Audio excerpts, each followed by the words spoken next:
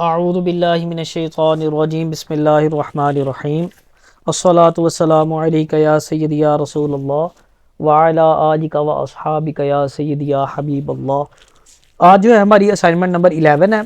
तो देखते हैं हम हमारे पास असाइनमेंट नंबर 11 में कौन कौन सी इंस्ट्रक्शंस मौजूद हैं। नंबर 1 पे जो है हमने क्या करना है जी, स्पेलिंग एंड ग्रामर की का यूज़ करना है। ठीक है। अच्छा, इसकी शॉर्ट की आपने याद रखनी है, बड़ी अहम शॉर्ट की है। इंटरव्यू में आम रूटीन में ये पूछी जाती है। और इसके दो तीन तरीके हैं स्पेलिंग एंड ग्रामर के चेक करने के। एक तो आप शॉर्ट की इस्तेमाल कर सकते हैं, दूसरा आप जो है वो राइट क्लिक करके भी कर सकते हैं। ठीक है। तीसरा ऑप्शन जो है वो आपको यहाँ पे व्यू टैब के अंदर ये देखें स्पेलिंग एंड ग्रामर का ऑप्शन यहाँ पे भी मिल जाता है। तो ये तीन जो है वो इसके मेथड्स हैं जिसके थ्रू आप स्पेलिंग को करेक्ट कर सकते हैं, चेक कर सकते हैं। अच्छा, अब देखते हैं हम कुछ स्पेलिंग मिस्टेक करते हैं यहाँ पे। जैसे ये वुमेन लिखा है, ये देख रहे हैं आप वुमेन, इसके मैं स्पेलिंग गलत करता हूँ, एक एन और ऐड कर देता हूँ। ये देखें, ये गलत इसने इसको कर दिया, एन यहाँ पे ऐड कर दिया, गलत हो गई। ठीक है। और एक और स्पेलिंग मिस्टेक कर देता हूँ मैं, यहाँ पे के लगा देता हूँ। ये देखिए स्पेलिंग मिस्टेक आ गई। जैसे ही मैं F7 पे प्रेस करूंगा एक बॉक्स ओपन होगा। ठीक है।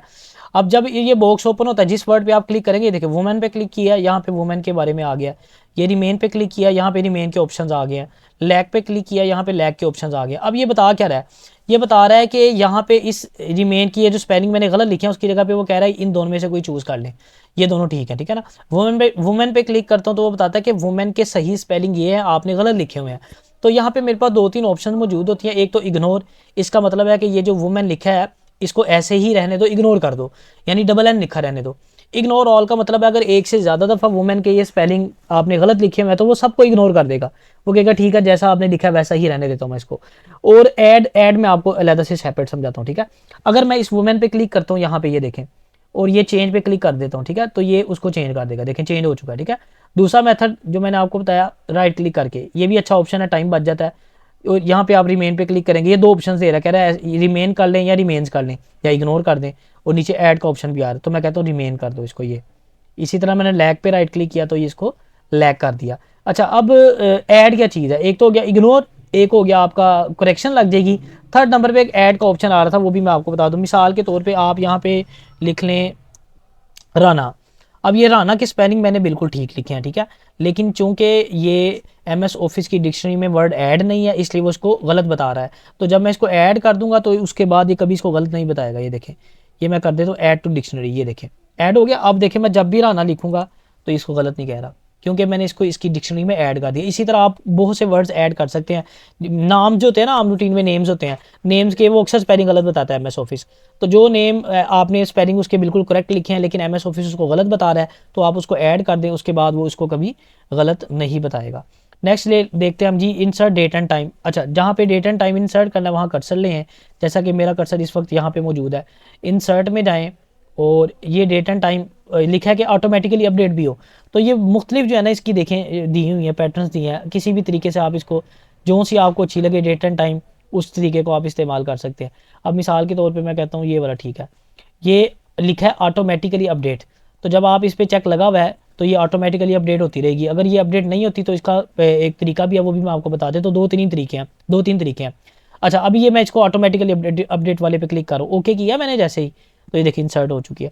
अब अपडेट कैसे करना है इसको, अगर ये अपडेट ना हो रही हो, आपने ऑटोमेटिकली अपडेट का ऑप्शन ऑन नहीं किया हुआ, तो फिर आप क्या करेंगे कि अगर मिसाल के तौर पे अभी ये देखें 9:44 हो रहे हैं, तो अगर आप 5 मिनट बाद आते हैं, 55 मिनट हो गए हैं, तो फिर आप उसको कैसे, 10 मिनट बाद आते हैं 55 मिनट हो जाते हैं, या 2-3 मिनट बाद बैठते हैं 44 मिनट हो रहे हैं, और 2 मिनट बाद आते हैं 46 मिनट हो जाते हैं, 48 मिनट हो जाते हैं, तो आपने उसको अपडेट करना है। तो आप क्या करेंगे, राइट क्लिक करेंगे, ये अपडेट का ऑप्शन आ रहा है। ठीक है, एक तरीका। दूसरा, आप इसके ऊपर लाएंगे, ये अपडेट का ऑप्शन आ रहा है, यहाँ पे क्लिक करेंगे अपडेट हो जाएगा। तीसरा F9 इसकी शॉर्ट की है, इसके ऊपर रख के सेलेक्ट करके F9 करेंगे तो अपडेट हो जाएगी। ठीक है ना। और ये हो गया तीसरा। देखें जी, वाटर मार्क तीसरा है हमारा। तीसरी इंस्ट्रक्शन है जी, अप्लाई वाटर मार्क। लिखना क्या है वाटर मार्क में, टॉप पोजीशन होल्डर इंस्टीट्यूट इन पाकिस्तान। इसको मैं अलग से आपको दूसरी फाइल पे समझाता हूँ जहाँ मैंने वाटर मार्क नहीं लगाया। ये देखें अभी यहाँ पे वाटर मार्क मौजूद नहीं है। अब वाटर मार्क कैसे इंसर्ट करना है, आपने आ जाना है, ये देखें होम पे अगर होंगे तो आपने डिज़ाइन पे आना है, ये आ गया वाटर मार्क। वाटर मार्क पे जब क्लिक करेंगे ना, कुछ ये वाटर मार्क बने बनाए हैं। ठीक है ना। जैसे कॉन्फिडेंशियल लिखा हुआ है, ये डू नॉट कॉपी वगैरह लिखा हुआ है। जैसे मैं इसमें से लगाता हूँ कोई, जैसे मैंने इस पर क्लिक किया, अब ये देखें ये पीछे लिखा आ गया कॉन्फिडेंशियल, ये वाटर मार्क लग गया। ठीक है। अच्छा, दोबारा वापस जाता हूँ, अगर मैं चाहता हूँ मैं अपनी मर्जी का वाटरमार्क लेना, ये यहाँ से रिमूव भी हो जाता है, जो मैंने पहले लगाया मैं यहाँ से रिमूव कर देता हूँ, देखें। अच्छा, अगर मैंने अपनी मर्जी से कुछ लिखना है या कोई पिक्चर लगानी है, ये मैं कस्टम वाटरमार्क पे जाऊँगा, यहाँ पे देखिए अभी सब कुछ डीएक्टिवेट है क्योंकि मैंने किसी चीज़ को सिलेक्ट नहीं किया। जैसे मैं पिक्चर को सिलेक्ट करता हूँ, ये मैंने पिक्चर पे चेक लगाया, पिक्चर एक्टिव हो गई है। सिलेक्ट पिक्चर, कोई पिक्चर आप ले लें अपने सिस्टम में से, जैसे कि मैं पिक्चर उठा लेता हूँ यहाँ कहीं से,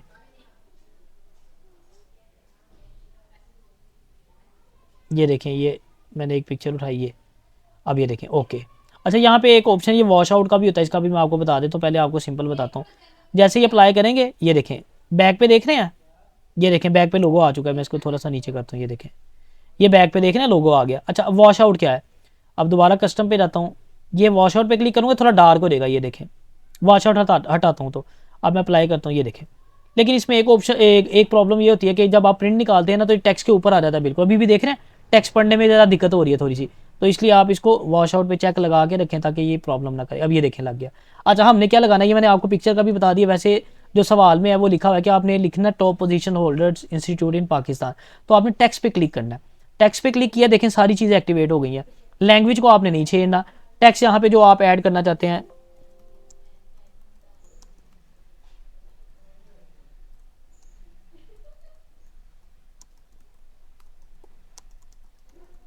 ये आपने टेक्स्ट ऐड कर दिया। फ़ॉन्ट अगर आप चेंज करना चाहते हैं आपकी मर्ज़ी है, फ़ॉन्ट स्टाइल और साइज़ भी ऑटो ठीक रहता है, इन्होंने जो पहले लगाया हुआ है। अगर आपने फिर भी चेंज करना है तो ये ऑप्शंस मौजूद है। बहरहाल मैं इसको ऑटो रखूँगा। कलर भी ये वाला ठीक रहता है, ज़्यादा डार्क कलर होगा तो जैसे मैंने आपको बताया कि वॉश आउट वाला ऑप्शन इस्तेमाल करने से टेक्स्ट के ऊपर आ रहा था ना, अगर आपका कलर भी डार्क होगा तो ये टेक्स्ट के ऊपर आ जाएगा। तो इसलिए कोशिश आपने करनी है कि कलर जो ऑटो लगा हुआ है यही वाला ठीक रहता है, आप इसको अप्लाई कर लें। ये देखें, अब देख रहे हैं पिक्चर हट गई है और ये वाटरमार्क लिखा हुआ आ गया पीछे। तो इस तरह से आप लगा सकते हैं। देखिए अगर मैं कोई कलर डार्क कर देता हूँ, अब ये देखें अब डार्क हो गया, अब ये टेक्स्ट के ना ऊपर आ जाएगा, इसलिए आपने इसको ऐसे ही रखना है, ठीक हो गया। और दूसरी चीज़ है कि ये हॉरिजॉन्टली भी हो जाता है, देखिए हॉरिजॉन्टल किया, ये देखें अब हॉरिजॉन्टल लिखा आ गया, ठीक है ना। तो इस तरीके से आप इसको यूज़ कर सकते हैं। अच्छा, नेक्स्ट हम चलते हैं, क्या हमारा सवाल है नेक्स्ट है जी, सेट लाइन स्पेसिंग 1.15। अब देखें ये पैराग्राफ पे आ गए, आप स्पेसिंग में आ जाएं, आप यहाँ पे ये स्पेसिंग का ऑप्शन मौजूद है, ठीक है। ये देखें लाइन एंड पैराग्राफ स्पेसिंग, इसके एरो पे क्लिक करें, यहाँ पे मुख्तलिफ मौजूद है, ये 1.15 मौजूद है, ठीक है। अगर इसके अलावा कोई कहता है तो फिर आप जो यहाँ पे मौजूद ना हो तो फिर आप लाइन स्पेसिंग ऑप्शन में जाएंगे और यहाँ पे टाइप करेंगे, यहाँ ऐड लिखा हुआ है, ऐड ये स्पेसिंग का ऑप्शन है, ये यहाँ पे ऐड लिखा है, यहाँ पे जो भी ऐड करेंगे, या मिसाल के तौर पर मैं यहीं पर 115 कर लेता हूँ, हालांकि वहाँ पर मौजूद है। ओके, अब ये देखें इसने इसको 1.15 कर दिया। अच्छा, नेक्स्ट देखते हैं हाइफेनेशन फंक्शन। अच्छा जी, हाइफेनेशन फंक्शन में आपको थोड़ा सा बता दूं ये क्या चीज़ है। जैसे मैं यहाँ पे ये पेज लेआउट टैब में जाता हूँ, ये हाइफेनेशन का ऑप्शन मौजूद है, ठीक है। अब आप इस पे एरो पे क्लिक करें और ये ऑटोमेटिक लगा दें इसको, ठीक है। अच्छा, इससे क्या होता है देख रहे हैं, अब ये देखें मैं कंट्रोल Z करता हूँ, ये यहाँ पे ये कल्चर का वर्ड लिखा आ रहा है। हाइफेनेशन क्या करता है, जो बड़ा वर्ड होगा ना उसको एडजस्ट करेगा, बीच में डैश लगा के, देखें ये कल को उसने ऊपर कर दिया, बाद में डैश आ गई, और ये चर का जो है वो बाकी वर्ड हाफ नीचे आ गया, लेकिन ये डैश बताएगी कि ये पूरा वर्ड है। मिसाल के तौर पे जैसे आम रूटीन में हमने लिखा था ना, जैसे रिकमेंडेशन, आर ई के बाद ये डैश आ गया, तो ये अगर आधा वर्ड ऊपर है और आधा वर्ड नीचे वाली लाइन में, तो ये बीच में जो ये डैश आती है ना, ये हाइफेनेशन होती है बेसिकली। ये ऑटो लगाते हैं आप जब, तो ये ऑटोमेटिकली जो भी ऐसा कोई वर्ड होगा बड़ा होगा उसको डिवाइड करके सेंटर में डैश लगा देगा, तो ये है हाइफेनेशन फंक्शन। नेक्स्ट हम देखते हैं क्या है जी, हाइफेनेशन हो गया। पेज जो साइज़ है वो लीगल कर देना है। अब उसके लिए क्या करेंगे, आप पेज सेटअप में भी आ सकते हैं, यहाँ से ये साइज़ का ऑप्शन भी मौजूद है। अदरवाइज आप क्या कर सकते हैं, ये जो चीज़ देख रहे हैं आप, स्केल बार देख रहे हैं, छोटा सा स्केल आपको नजर आ रहा है लेफ्ट साइड पे, इस पर डबल क्लिक करेंगे ना तो भी आप ये पेज सेटअप में पहुंच जाएंगे, ठीक हो गया। 2-3 तरीके आपको बता देता हूँ। एक तो पेज लेआउट में जाके बिल्कुल सिंपल तरीका, साइज़ में जाके यहाँ से लीगल साइज़ कर दें, ये लीगल हो गया। दूसरा तरीका पेज सेटअप यहाँ से ओपन कर सकते हैं, ये बॉक्स चेक बॉक्स बना है, इस पर क्लिक करें, यहाँ से लीगल में जाएँ, पेपर में जाएँ, ये लीगल आ रहा है, ये मुख्तलिफ पेपर्स आ रहे हैं, ठीक है। और तीसरा तरीका जो मैंने आपको बताया, इस पट्टी पे आप डबल क्लिक करेंगे तो ये बॉक्स ओपन हो जाएगा, यहाँ से इसको आप यूज़ कर सकते हैं। बहरहाल ये वाला पेज लेआउट वाला भी शॉर्ट है, पेज लेआउट पे क्लिक करें, पेपर साइज़ में जाएं और यहाँ से इसको लीगल कर दें आप। अच्छा, नेक्स्ट हम देखते हैं जी, apply function track changes and track 3 changes. अच्छा, ये जो ट्रैक चेंजेस वाला फंक्शन है बड़ा ही कमाल का फंक्शन है, इसको आप थोड़ा सा समझ लें, मैं आपको डिटेल में इसको समझा देता हूँ। मिसाल के तौर पे आपने कंप्यूटर पे काम किया, या आपने काम अपना कंप्लीट कर लिया, ठीक है, नमाज का वक्त हो गया, अब आप नमाज़ पढ़ने के लिए जाना चाहते हैं, लेकिन आप चाहते हैं कि आप अपने सिस्टम पे कोई ऐसा फंक्शन ऑन कर दें कि अगर आपके जाने के बाद कोई शख्स आपके सिस्टम पे बैठ के कुछ चेंजेस करता है तो आपको पता चल जाए कि उसने क्या चेंजेस की हैं। अब फ़र्ज़ करें ये आपने काम कंप्लीट किया, उसके बाद आपने जाना है जी रिव्यू में। रिव्यू में जाके ये देखने आप ट्रैक चेंजेस का ऑप्शन आ रहा है यहाँ पे, अब ये डीएक्टिवेट है। तो जैसे ही मैं इस पर क्लिक करूँगा तो इस टाइम ये एक्टिव हो चुका है। अच्छा, आप इसको एक्टिव कर दें, आराम से होम पे आ जाएं। अब आप उठ के सिस्टम से चले जाएँ। अब कोई बंदा आके बैठता है आपके सिस्टम पे, अब वो कहता है यार इसको तो मैं ज़रा सीधा करूँ ना डिलीट करूँ इसको, ताकि ये फंसे बाद में। अब ये डिलीट करता है। अब वो परेशान होगा कि यार ये क्या हुआ, ये कटिंग क्यों आ गई। अच्छा, अब इसमें दो चीज़ें, अगर तो वो उसको ट्रैक चेंजेस के ऑप्शन का नहीं पता, तो फिर तो उसको समझ ही नहीं आएगी ना ये क्या हो रहा है। जैसे वो फिर दोबारा यहाँ से कुछ डेल करता है, ये दूसरी दफ़ा उसने फिर कुछ डेल किया, फिर यहाँ पे लाइन लगी आ जाएगी। अब उसको समझ नहीं आएगी कि हो क्या रहा है। ये तीसरी ऑप्शन जहाँ से भी करता है डेल, तो ये अब वो परेशान हो जाएगा कि ये क्या हो रहा है, उठ के चला जाएगा। वापस आके आप इसको देख सकते हैं कि इसने क्या किया हुआ है। अभी मैं मजीद डिटेल में जाता हूँ। दूसरा ऑप्शन ये है कि वो बंदा समझदार है और उसको ये भी पता है कि ये आपने ट्रैक चेंजेस ऑन की हुई हैं, तो वो वहाँ से जाके उसको जो है वो उसमें चेंजिंग कर सकता है। लेकिन उसका भी ऑप्शन मैं बताता हूँ। पहले दोनों तीनों तरीके आपको बता देता हूँ। एक तो ये मैंने सिंपल आपको बताया कि आपने ट्रैक चेंजेस ऑन की हुई है, बंदा आके बैठा, उसने चेंजेस की तो इस तरह हाईलाइट हो गई। अब पहला हम फर्ज करते हैं कि उसको इस चीज़ का नहीं पता कि ये क्या है। अब आप आते हैं अपने सिस्टम पे, आप रिव्यू में आते हैं। अब यहाँ पे ये ट्रैक चेंजेस आपको तो पता है ऑन की हुई है, यहाँ से ऑन है। अब आपके पास यहाँ पे ऑप्शन मौजूद है एक्सेप्ट और रिजेक्ट। अब आप अगर एक्सेप्ट करते हैं तो आपके एक्सेप्ट का मतलब ये है कि ठीक है जो उसने डिलीट किया उसको डेल कर दो। मिसाल के तौर पे मैं एक दफ़ा एक्सेप्ट पे, ये ऑल का ऑप्शन भी मौजूद होता है। एरो पे क्लिक करेंगे ना, ये देखें ये लिखा रहा है एक्सेप्ट ऑल चेंजेस, कि जितनी भी उसने चेंजेस की हैं सारी एक्सेप्ट कर लो, ठीक है। और अगर आप सिंपल एक्सेप्ट के ऊपर क्लिक करते हैं तो एक चेंज जो एक पहली चेंजेस होगी उसको ये एक्सेप्ट कर लेगा। मिसाल के तौर पर मैं एक्सेप्ट पे क्लिक करता हूँ, ये देखें अब उसने वो जो डेल हुआ था यहाँ से देखें जो उसने किया था उसने डेल कर दिया इसको, क्योंकि मैंने उस चेंज को एक्सेप्ट कर दिया। अभी मैंने कंट्रोल जेड किया तो वापस आ गया, ठीक है। और अगर मैं एक्सेप्ट ऑल करता हूँ, देखें सारी चेंजेस जहाँ जहाँ उसने डेल किया था उसने डेल कर दिया। अब मैं कंट्रोल जेड करता हूँ। अब दूसरे ऑप्शन पे आता हूँ। फर्ज करने के वो बंदा समझदार है और उसको पता भी चल जाता है कि जनाब इसने ट्रैक चेंजेस ऑन की हुई है, तो उसका सोल्यूशन भी हमारे पास मौजूद है। अब आपने क्या करना है, जब ट्रैक चेंजेस को ऑन करना है साथ ही आपने एरो पे जाना है। ये लिखा आ रहा है लॉक ट्रैकिंग, यहाँ आपने लॉक लगा देना। उसका क्या फ़ायदा होगा कि अगर उसको पता भी चल जाएगा ना कि आपने ट्रैकर ऑन किया हुआ है, तो जब वो यहाँ से एक्सेप्ट या रिजेक्ट वाली ऑप्शन पे आएगा ना तो ये डीएक्टिवेट हो चुकी होंगी। अब मैं फ़र्ज़ करें मैंने ट्रैकर भी ऑन कर दिया, यहाँ से लॉक भी कर दिया।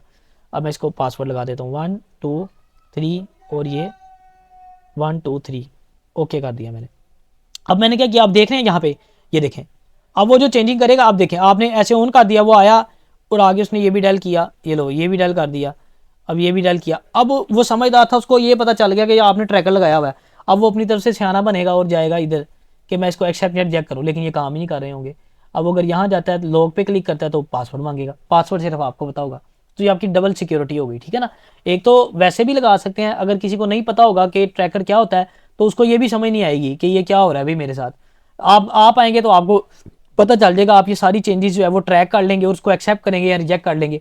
और अगर इन केस के वो समझदार है तो फिर आपने पासवर्ड लगाया होगा, तो पासवर्ड की मदद से ही हो सकता है। अब देखिए मैं पासवर्ड लगाने लगा 1 2 3 ओके किया, अब ये देखें एक्टिव हो गया। अब मैं इसको रिजेक्ट करता हूँ, मैं कहता हूँ जैसे मेरा था डॉक्यूमेंट वैसा ही हो जाए, ऑल चेंजेस रिजेक्ट। ये देखें मैंने सारी रिजेक्ट कर दी हैं और जो डॉक्यूमेंट था वो मेरा अपनी असल हालत में वापस आ चुका है। तो उम्मीद है कि आपको ये समझ आ गई होगी। ट्रैकर होता है कि अगर आप सिस्टम पे बैठे हैं, काम कर रहे हैं, उठ के जाना चाहते हैं, आप कोई सिक्योरिटी लगा दें कि कोई चेंजिंग करे तो मुझे पता चल जाए, तो आप क्या करेंगे यहाँ से ट्रैकर को ऑन कर देंगे। और अगर आप पासवर्ड भी लगाना चाहते हैं साथ, तो एरो पे क्लिक करेंगे, यहाँ से पासवर्ड लगा देंगे। अब जो शख्स आके आपके सिस्टम पे कोई चेंजेस करेगा, आप वापस आने के बाद उसको देख सकते हैं कि उसने क्या चेंजेस की हुई हैं। और उसमें आपके पास दो ऑप्शन मौजूद हैं, एक्सेप्ट भी कर सकते हैं कि ठीक है उसने डायल किया तो मैं भी डायल कर देता हूँ, और रिजेक्ट भी कर सकते हैं। रिजेक्ट की सूरत में वो अपनी असल हालत में वापस आ जाएगा। उम्मीद करता हूँ आपको समझ आ गई होगी। मुझे इजाज़त दीजिए, अल्लाह हाफिज़।